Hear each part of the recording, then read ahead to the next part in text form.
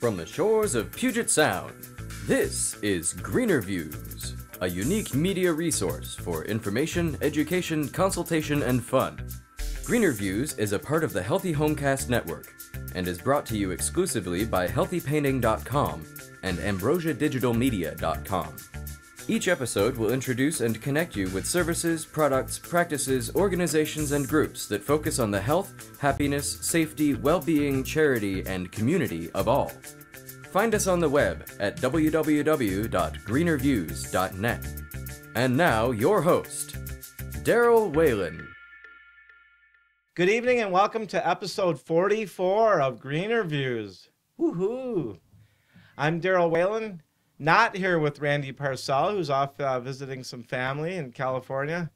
And we are here with Michael Schwartz, audio engineer extraordinaire. Joining us this, what? Video. Oh, did I mention? I didn't mention video. That's what I meant. I got the whole thing screwed up because Randy's not here. Michael's actually filling in as audio and video, And joining us this evening is Shannon McConnell from Moxie. Hi, how are you? Hi. We'll find out what that's all about. What the heck was that? GreenerViews is part of the Healthy Homecast network, and it's brought to you exclusively by HealthyPainting.com and AmbrosiaDigitalMedia.com. If you'd like to advertise, be a sponsor, donate, please contact us, info@greenerviews.net, or call 206-650-4587. So how do I know the guest? Well, let's see. Shannon and I worked on a community project here in Burien, lovely Burien, Washington. Woohoo.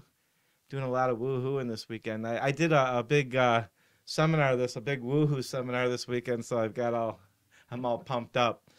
But we did this community project. What was that, back at the beginning of the year, I think? What was that, January, February, March, somewhere around there? I'm not exactly sure. And it was Gina Bordage from Discover Burien had some association with that, and that's kind of how the whole thing going. And we got to do some painting together and got to chit-chatting about her business. So I asked her if she wanted to be on the show, and she said yes. And so we got that finally lined up. And thanks for joining us. Thanks for having me. You're quite welcome. So we started out with, give us the brief elevator pitch. What is Moxie? Moxie is a kettlebell training studio. And kettlebells are a round cast iron weight with a handle on them. I brought one right here. Maybe she should lift it. And they're a very effective, efficient way of working out. They work your whole body in one move, both cardio and strength. And to top it off, they're fun. So if you don't like working out and you really want good results, kettlebells are the way to go. If you don't like working out, but you love fun. Mm-hmm. Sweet, I like it. Because I don't like working out and I like fun. So maybe I should try that. Nothing else seems to work. So we'll get into a little bit more about kettlebells and stuff. Let's start out by talking about how you started Moxie and when did you start that? I started Moxie about a year ago. I was working at a semi-desk job, and desk jobs really don't fit me. I like to be moving and active. I've been using kettlebells personally myself for a long time, had kind of been teaching on the side for a couple years. And when my desk job ended, I thought, this is what I want to do. I really enjoy helping people. I enjoy being active, and I love owning my own business. So great. So what are your positions and your roles and responsibilities within the business? Moxie currently is a one-lady show. So I run the business. I'm also the trainer and the coach and marketer, just everything. Social networker, website developer. Yeah. Got a new blog. We'll talk about that. New blog. I just checked it out. I really like it. I do have help and support through different people. I saw you had that RSS feed on there. That was pretty cool. Yeah. Did you know what that was? I do know what it is. I'm not totally sure if it's currently working right now, but we'll be It soon. is. It is. Awesome. I think so, yeah. Awesome. I don't know what it is either, but I just have a thing about RSS feeds, and I can't even tell you why. So we know about the office job. Not a whole lot of working out, or not the kind of working out that's really good for the body, and not a whole lot of fun in the office environment. And so you started this. What was your motivation or your to start the kettlebells in the first place? You said you had some experience, or you had been doing that already. When did you start kettlebells for the first time in your life? I started using kettlebells about 5 years ago, and I was looking for a workout that would be tailored more to the fire service, because at that point I was interested, and still am, in becoming a firefighter. So we obviously need to maintain our physical condition and be physically fit for the job. So I was looking for not just any exercise routine. I was looking for something that would make me fit enough to be a firefighter. And that's when I started kettlebells. And from the very first workout, I loved them. Great. Well, they're building a fire station next door. It's beautiful. And it's gorgeous. Eventually on our episodes, I imagine we're going to start hearing fire engines, which I don't mind. But maybe you can, once they open up, you can jump the fence over here and go get a job. So who is the target clientele? Who does kettlebells work? Oh wait, let's back up on that a little bit and talk about the how did kettlebells? What's the history and the foundation of the whole kettlebell world? Because I had heard of it but didn't really know much about it. And by the way, once again, this is a kettlebell, and I'm extremely weak. So I saw the video that This is a 10... It's about 400 pounds. Yeah. No, it's about, what, 4 pounds? It's 10 kilograms or 22 pounds. Oh, okay. Well, that don't feel so bad. No. And the way that you're picking it up, yeah. It's probably not the best way for my back either. But anyhow, go ahead. What's the history of kettlebells? How did it all get rolling? Kettlebells originated in Russia about 300 years ago or so. So they've been around for a very long time. They've just made it to the U.S. about maybe 10 or 15 years ago, give or take. So that's why they're pretty new to us.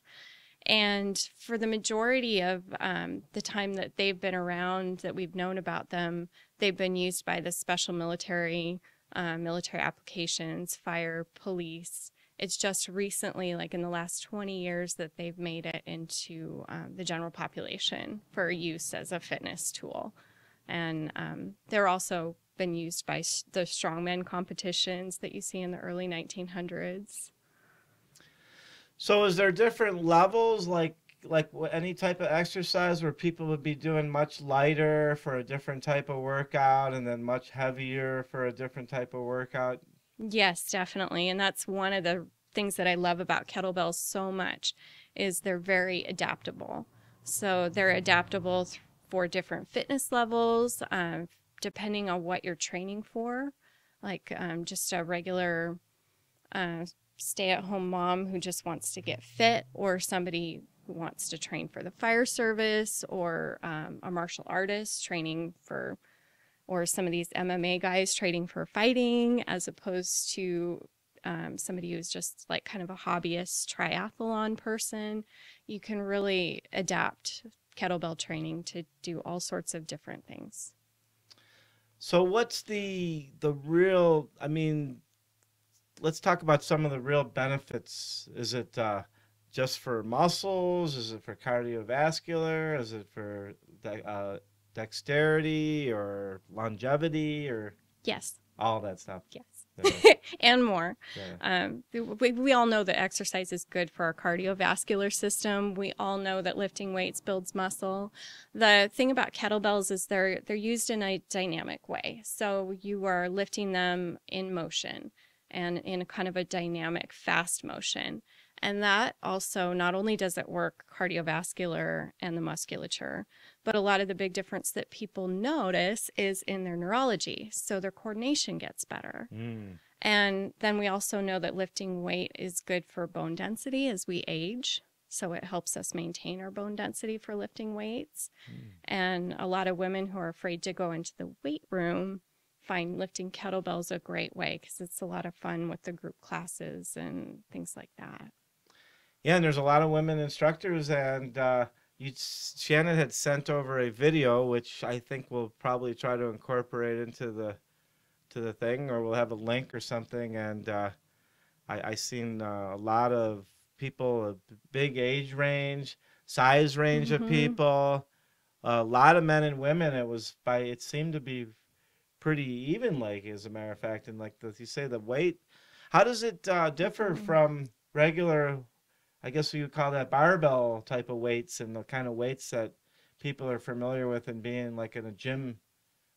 Well, barbells, depending on how you're lifting the barbell, if you get into like Olympic lifting, then it's much more similar to kettlebells. But as opposed to like just regular dumbbell and that kind of stuff, those are working very isolated muscles. So you're training your neurology to just contract that muscle, one muscle at a time. Whereas kettlebells, most of the movements are using every single muscle that you have to do the movement. So your body's having to learn how to coordinate the muscle movement in between your upper and lower body. So that's really pretty unique as far as muscle and building and exercise. That's not what other exercise, or say exercise machines or whatever, does something like that. Olympic lifting is aside another from one Olympic that's similar. lifting, which is something that's out of the bounds for most of us. I have absolutely no interest in getting into Olympic lifting, in case anybody out there really wondered. But I'd be more interested in lifting one of these things, probably the lighter one to start with. Right. I saw that one of the questions I had from that video that you had shown was, it looked like it was really hard on the back. Like when I watched them do it, I was like, man, I'm wondering, their backs must be messed up. Why is that? That's obviously not true. Why is that not true? No, and there's been some recent scientific studies that have proven kettlebells help lower back pain. And one of the first things that I teach people is how to hold their back in a neutral position and then how to load it. So it may look like their back is straining, but if you notice, all their backs are in a neutral position and they're really engaging their abs. A lot of clients that I've trained within the first 2 or 3 sessions have noticed a difference in their daily lives, which is kind of cool, going back to the isolated muscles and learning how to coordinate all your muscle groups. There aren't many things that we do in typical day-to-day life that involve just one muscle. Yeah. Most of the things that we do are involving muscle groups or simultaneously upper body, lower body. I had one of my favorite stories is of a client. She had this older 90-pound golden retriever that she would have to lift up in the back of her SUV. And it hurt her because she had knee pain, hip pain, back pain when she'd do it. And the dog's old. And she said it was just an awkward, hard, she hated it, the dog hated it. Well, after the first session with me, learning how to lift in that way, she was able to get her golden retriever up into the back of her truck, and she said she had absolutely no pain. Wow. So that's one of the things that I love about kettlebells, in addition to all the typical health benefits you get from exercise, is people really have a light bulb go off from how we lift and how we use the kettlebells to translation in their daily life. So is there a emotional or spiritual aspect to kettlebells that's not necessarily associated with some of the other types of exercises? I think so, in the same way that there might be in yoga and martial arts or rock climbing or other exercise sports that are they're a discipline and a practice in a sense. I think kettlebells are definitely a discipline and a practice. They're not something that you're going to walk into a class the first day and be good at. You're going to practice it, and you're going to get better at things the more that you practice and be able to advance onto more and more difficult moves.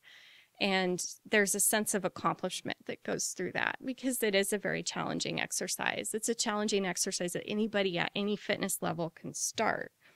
And different people are going to have their own journey through kettlebells, because everybody's body is different. Everybody's got a different history with their bodies, be it injuries or just difficult movement patterns depending on the jobs that they work. So from that standpoint, I think it can be spiritual and emotional, and having the sense of accomplishing a challenging kettlebell lift, then when you get into hard things in life, that can kind of translate into a sense of confidence with dealing with difficulties in life. Sweet. Generally, when we ask this question on our show, no matter who we're talking to, they say, oh, anybody. But who is the general clientele that you aim towards, drawing in towards your programs, or the general type of clientele that is generally attracted or coming to you about it? Mm-hmm. I mean, it tends to be people in between their 20s and their 60s, in that age range. Men and women both do it. It's about 50-50 there. Tends to be the commonality that I found in people is they tend to say other things haven't worked for them, and they don't like working out, but for some reason they like coming to see me. So, or people who are afraid to do the gym or get frustrated because they have injuries, or they go to the gym, but then something hurts and they don't know what to do about it. Those types of people are the ones that tend to really enjoy kettlebells and stick with it and find a great satisfaction at doing it. So do you find a lot of people that don't know what the heck you're talking about when you're mentioning kettlebells? Yes, definitely. Definitely, because they are so new. Yeah. I saw okay, so I had some questions written down here. What's the RKC? The RKC is a Russian kettlebell certification. Oh, okay. And it's, Whoops. We just talked about kettlebells are pretty unique in themselves. There's different styles of kettlebell lifting. So the RKC is one style and one system for using kettlebells. Is that the thing that you're going to, that thing in San Diego? Yes. Is that where people go and get the certification? Is that what that video that you showed me was all about? Yes, exactly. Okay. Exactly. Yeah, that was pretty cool. So let's see. Oh, so let's get into the name of the company. Oh, okay. Let's start out we have a lot of smart people that watch this show and listen to this show, so we'll have to ask people to forgive us for that. But let's start off with the Moxie. Mm-hmm. What is Moxie? Well, Moxie has a few different definitions, but the one thing that I really liked about Moxie is it's the ability to face challenges with kind of ease and grace and confidence. So that's not exactly per Webster. It's a little different, but it's close. And then the iron is obviously this. Are these made out of iron? Are they often made out of other things, or are they always iron? I can't say that they're always iron. The good brands are always iron, the cast iron. So there's probably some other brands out there that are made with other things. Yeah, but they got those knockoff kettlebells. So tell us about your iron, Moxie. What was the thing that you were talking about? Yeah, tell us about your inner Moxie. That's what it was. Oh, my first blog was Finding Your Inner Moxie. Yeah. Because I do get people ask me, how did you pick your name? And one thing, I wanted something that my name with the .com at the end of it wasn't taken, but that actually forced me to sit and think about it. And kettlebells are made of iron, so iron's great. But also Moxie, just that ability to face challenges, and kettlebells being a difficult move and a challenging, almost a sport, but a fitness tool, is really neat because it translates to life. And life is not easy for, I think, anybody. Everybody goes through their challenges. So just knowing that there is a way to get through those and kind of learning how to finesse different things to accomplish. So how do you goals. help your clients to find their inner Moxie?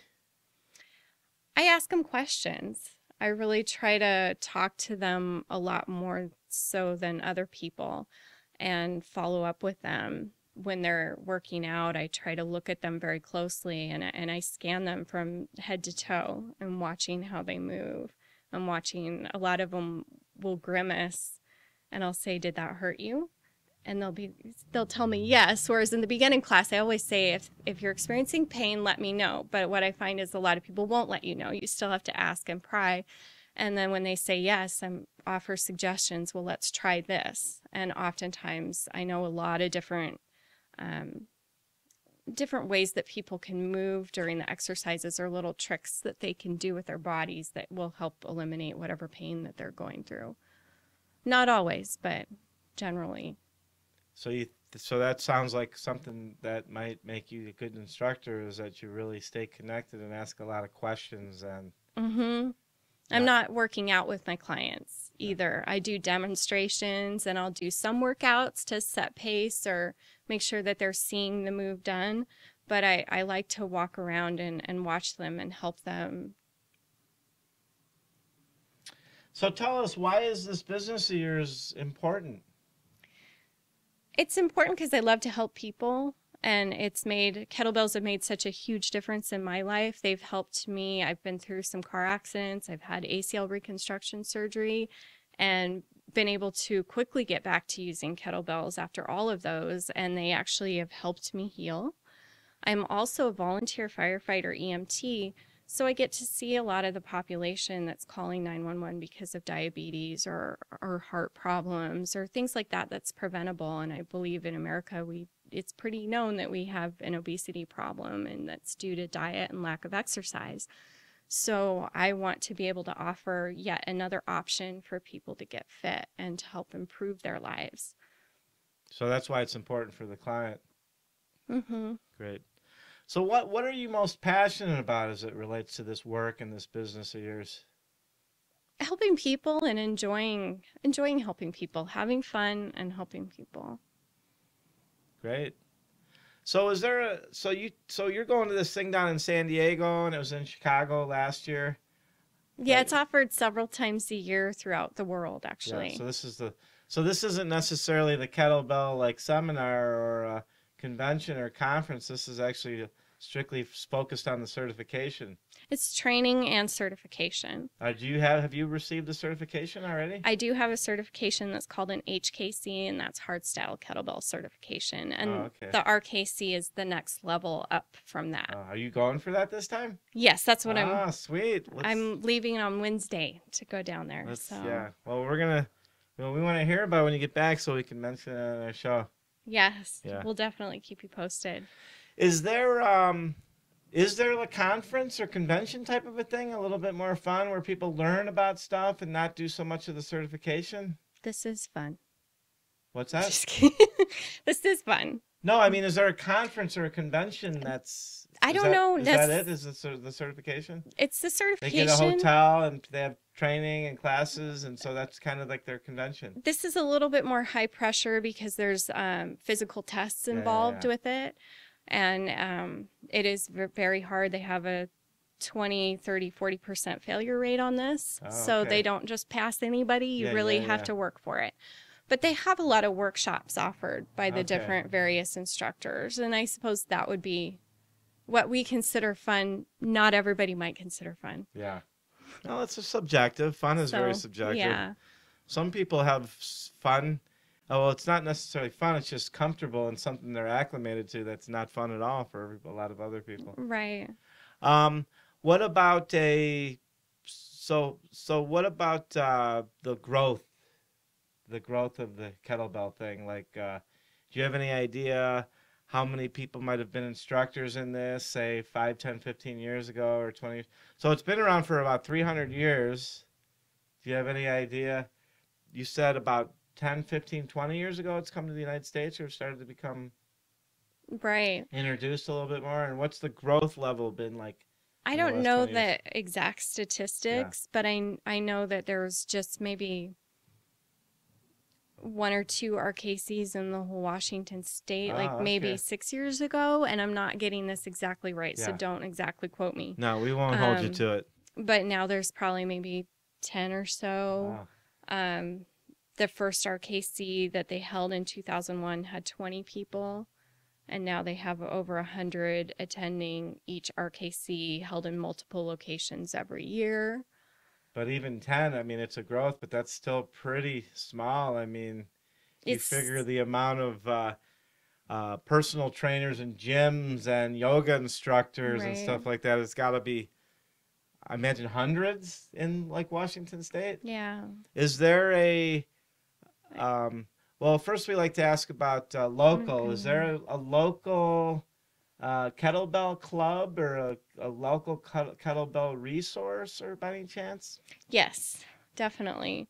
There's 3 main gyms. There's several, like I said, now several different kettlebell instructors in the area. There's 3 main gyms that train the RKC system in the area, and mine is one of them.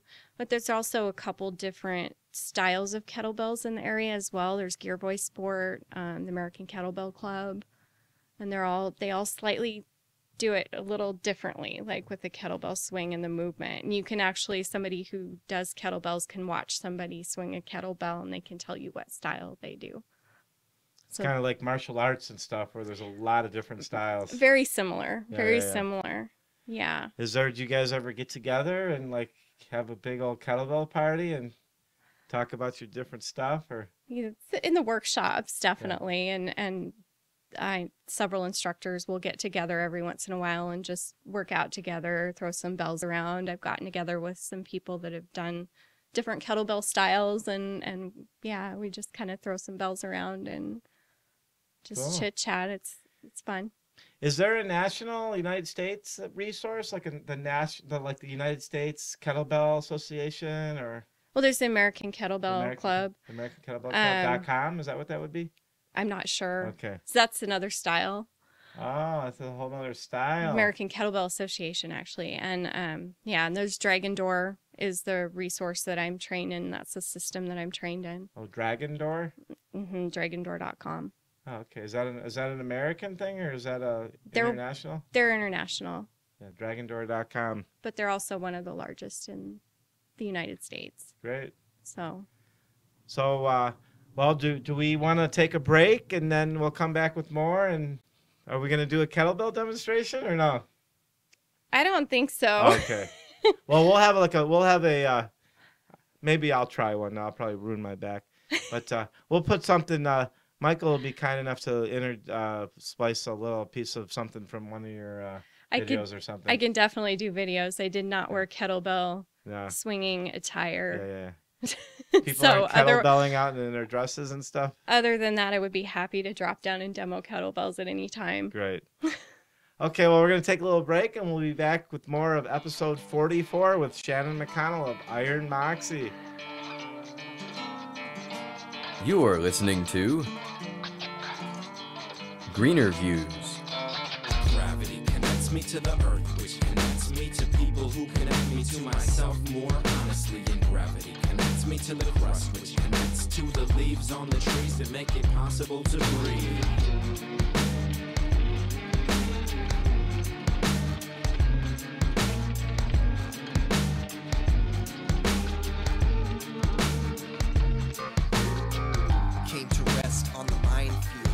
With naive mind shield like a helmet.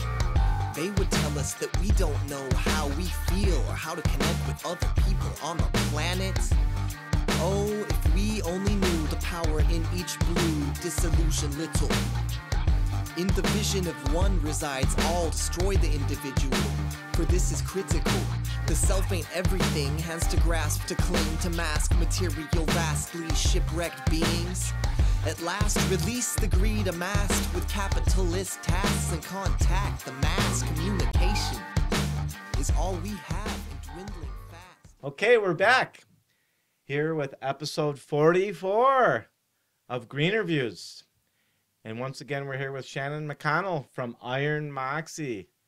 So before we get into the hippy-dippy session of GreenerViews, why don't you give us an idea, take us through a session or a series of sessions, or how you introduced people into your kettlebell training? Sure.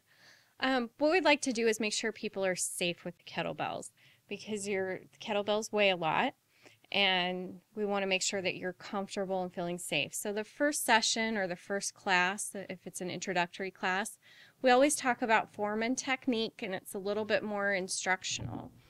And then getting into the second and third sessions, we do more of a workout type programmed session or class. And it's important.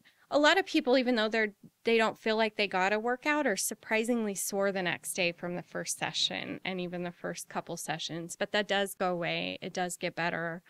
And any of the exercises that we do, we can offer different modifications for it. So a lot of that initial session, I'm really working with you to see how comfortable you are with the moves and how, if you're experiencing any pain and if there's any modifications that we can make.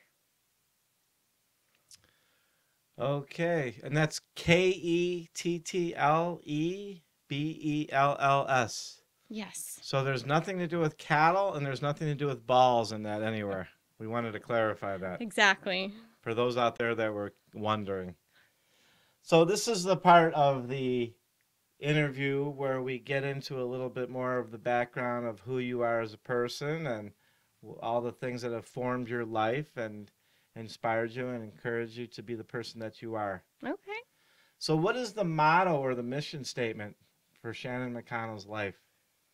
I did not prepare that before. Okay. Well, this is a perfect opportunity for you to come up with something. Well, I believe in living life with the golden rule and with integrity. The golden rule. The golden rule, leaving things better than the way that you found them. Yeah. Whether it's people, the planet, somebody's house that you're staying at or visiting, somebody that you encounter on the street, anything. I guess that would be my mission statement and my motto. Great. Always do your best. Great. And what is the golden rule? It's treating others as you wish to be treated yourself, right? Mm-hmm. That's the fantastic motto and or mission statement for your life. Mm-hmm. So who or what has had the greatest influence and inspiration on your life so far? Oh my gosh.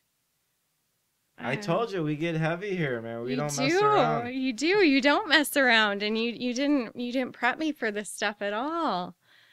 There's been a lot. I've had a lot of wonderful mentors and people in my life. Obviously my parents. I'm very blessed to have the parents that I have. They were always getting me outdoors and taking me to parks as a kid, and the zoo and the aquarium, and just thinking really creatively with things, to some different school teachers and science teachers along the way, and to some fabulous people who have mentored me in the kettlebell business, and some of my coaches that I've had there, different firefighters who have mentored me in my pursuit in the fire service. Sweet. Yeah, my family, my dad and my sister live relatively close to each other in a small town in Ohio, and it's like one of these little towns that only has a volunteer fire department. Yeah. And a good friend of mine, Rick, who had actually moved out of the town, was one of the volunteer fire department guys. That's really cool. There's over 70% of the firefighters in the United States are volunteers. Wow. I did not know that. That's a nice statistic. What do your folks think about the kettlebell things? Have they ever tried that? They have tried it. They Yeah. come about once every 2 weeks, and I have a home program for them. Sweet. And That's cool. it's awesome. They love it. Yeah. They love it. And it just goes to show you anybody can do it. Well, that's got to be really neat for you to have your folks even doing it. Definitely. That's really cool. Definitely. So you're handling these questions that came out of left field quite well. So thank you. What about a recent movie or a book or something that you read that's been inspirational to you?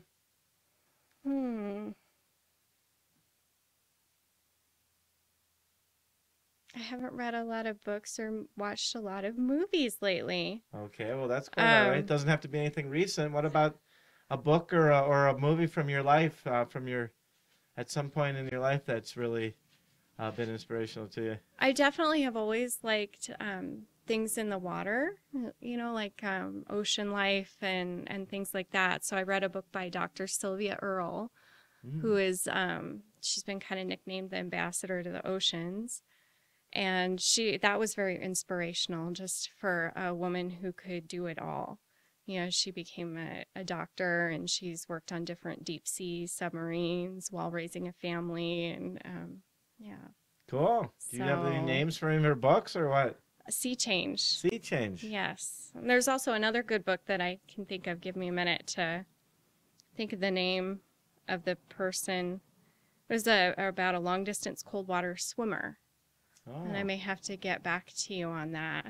Are you into swimming? Are you into... I swam in high school. Nothing like the type of swimming she did. And I'm totally spacing on her name. Oh, that's quite all right. And the names of her books as well. So hopefully they'll come to me. But they're incredible, good books, incredible reads, kind of something that's really easy and simple. And I will have to get that to you one way or the other, because those are some excellent books as well. So what do you do in your life or to maintain such a positive and hopeful attitude? From the time that I had met you over there at the those glass expressions, by the way, I forgot about that earlier. Yeah. You just seem, and Tom, the guy that I work with, had mentioned, by the way, they said hello, and he had mentioned himself. He's like, yeah, she's got such a great attitude. How do you maintain that? What's that all about? Where does that come from? I think it's just kind of it's sort of a Pollyanna approach to things, just really looking. You can always have a decision in life, and there's always, whatever thing that you go through, there's always a silver lining somewhere. Sometimes you have to look for it a little harder than other times, but I guess my belief in that, and I meditate and to calm my mind so that I can just take a deep breath if there's something challenging that comes up, and just kind of be able to take a deep breath and look for that silver lining in there, and then just get your nose down to wherever you need to go and keep working to get through whatever you got to do. Because one thing about the hope is things will always change. Yeah. Well, you've got to believe that there's hope and something to be positive with to start with, because not everybody's that way. Mm-hmm. And then you've got to be open and willing to look for it. Mm-hmm. So, yeah, thank you. That's great stuff. So what is one thing that most any person can do to have a positive impact on life and in the world? I think just meditating, just for a minute, just taking a deep breath and just calming yourself, and then going back to whatever you need to in a moment of stress. And I think working on having a calmer mind can definitely help produce a positive impact and smile more. Great. Yeah, I love your answers. I was sharing with Tom, the guy that I work with today. I just picked up a neat little hypnotherapy type of thing. It's not as like, brainwashing as it sounds. It's a meditation type of a thing. And there was a time not so long ago in my life where I had much more. I'm a pretty nervous and anxious person. Got my head spinning around a lot of things going on inside there. You probably don't want to know about most of them, but you could not tell that. I could not. I bet you could. But I had been working with a woman for a few years, and the most amazing thing, I mean, it was so simple, but I had this little 20-minute meditation session on, and I had it on a little, this was before I even knew about the MP3 players. And I actually still had it on a disc and a little Discman thing. And I'd put that on even when I was working. I'd go out to the work truck and put that on and relax for like 20 minutes. And sometimes that would get me through like an entire day.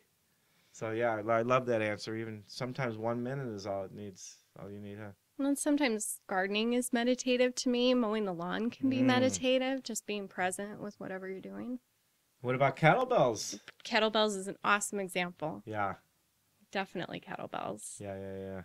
That repetitive type of stuff, any type of repetitive motion, that's good. I mean, I know that when in certain types of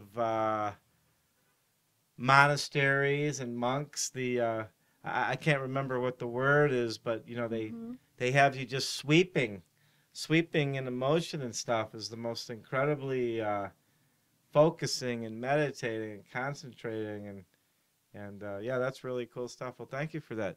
So how can people get the word out about Iron Moxie? How do we get the word out about that?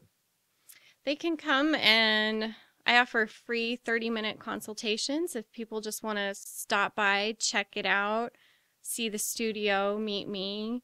I have a website, ironmoxie.com, And I have a Facebook page and a Twitter. Yeah, give us your LinkedIn, phone number, your email all that address. stuff. You can give us your Facebook and your Twitter, and Yeah. we're all about the social networking here, even though we don't do enough of it. But we need people like you to inform and inspire us about this whole new social networking thing. So hit us up with those. Well, you just search Facebook for Iron Moxie and you should pull me right up. My email's Shannon at Iron Moxie, SHANNON, and Moxie is spelled with an IE, so it's MOXIE. .com. And phone number is 206-321-8803. And What about yeah. Twitter? Is that Iron Moxie too? I don't remember. Okay, fair enough. We don't remember ours either. I think it's at GreenerViews. And Ambrosia DM. And at Ambrosia DM, which is digital media, right? Twitter might be at my Iron Moxie. Yeah. I would try that. We'll try that first. And Great. just spread the name to your friends and family who you think might be interested. Great. And what about, not exactly the real near thing, or maybe 2 or 3 weeks out, anything past that? You've got any upcoming events or just anything that you want to inform people about? I am offering free classes all the time. Not all the time, but about once a month, I try to offer a free introductory class. I do classes at Burien Parks. And coming up, I hope to be at the Burien Wellness Fair, so you can look for a booth there. Look for the swinging iron bell, not ball. Bell.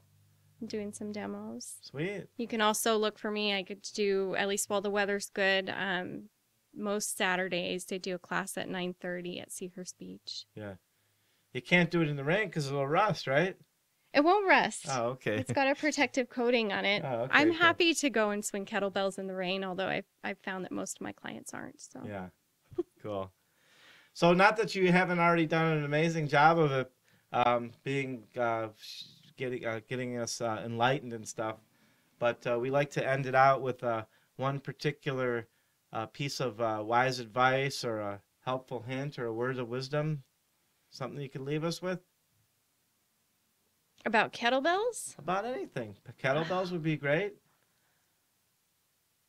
just stop and pay attention to your surroundings more. Great. That's a beautiful one. I think for today that works. How about if I had one of it? How about take a minute and swing the bell? There you go. I don't know if that works or not, but I like it. So great. Well, thank you so much. Thanks for having me. Thanks for joining us. And we've been here with Shannon McConnell from Iron Moxie. This has been episode 44 of GreenerViews. And on behalf of Michael and myself and Randy by proxy out there in California with his family, I hope the best is going well and all that with all that. Thank you to everybody. If you'd like to advertise or be a sponsor or donate or send some feedback, if you'd like to be a guest or have some ideas about a good guest, please email us. That's info@greenerviews.net. Call us at 206-650-4587.